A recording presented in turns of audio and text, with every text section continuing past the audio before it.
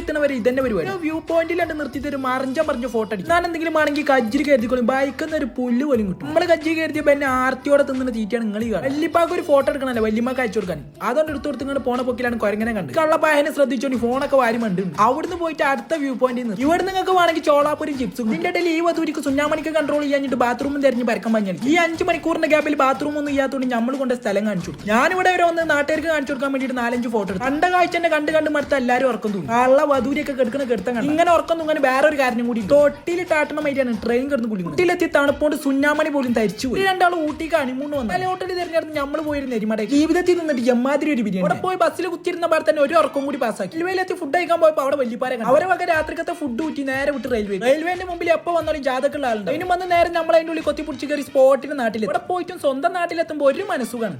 കഴിഞ്ഞു കഥ.